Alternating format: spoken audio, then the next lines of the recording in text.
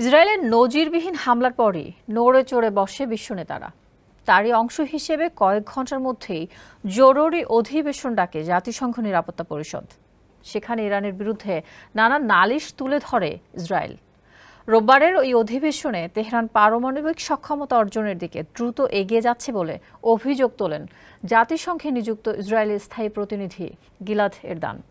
Erdogan সতর্ক করে বলেন, এরই মধ্যে ইউরেনিয়ামকে 60% পর্যন্ত সমৃদ্ধ করে ফেলেছে ইরান। পারমাণবিক অস্ত্র তৈরির আর মাত্র কয়েক সপ্তাহ দূরে আছে দেশটি।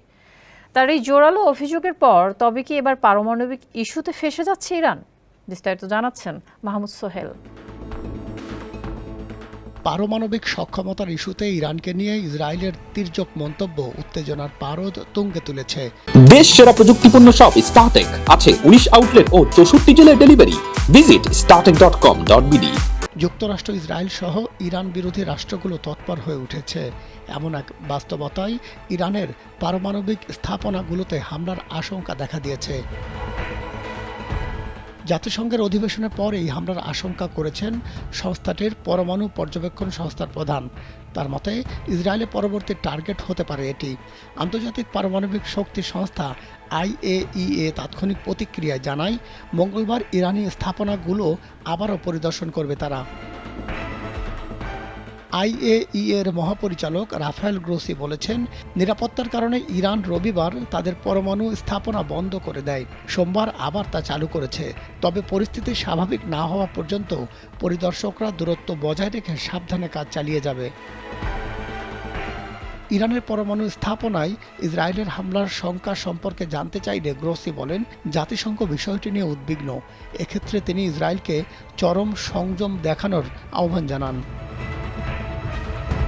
এনডিটিভির এক প্রতিবেদন বলছে, ইরান দাবি করেছে তাদের পরমাণু কর্মসূচি সম্পূর্ণ শান্তিপূর্ণ। তেহরান পরমাণু বোমা তৈরির চেষ্টা করছে। পশ্চিমাদের এমন অভিযোগ ভিত্তিহীন। এদিকে সোমবার ইসরায়েলের সেনাপ্রধান বলেছেন, 1 এপ্রিল দামেস্কে নিজেদের দূতাবাস প্রাঙ্গণে সন্দেহভাজন ইসরায়েলি বিমান হামলার প্রতিশোধ হিসেবে ইরান সপ্তাহান্তে যে ক্ষেপণাস্ত্র ড্রোন হামলা চালিয়েছে তার জবাব দেবে ইসরায়েল। ইসরায়েলের সামরিক বাহিনী IDF এর প্রধান লেফটেন্যান্ট জেনারেল হারজি হ্যালোভি সোমবার হুঁশিয়ারি উচ্চারণ করে বলেছেন, শনিবারের ইরানি হামলার উপযুক্ত জবাব পাবে দেশটি। ইরানি হামলায় ক্ষতিগ্রস্ত নেভাতিম বিমান ঘাঁটি পরিদর্শনকালে তিনি এই মন্তব্য করেন।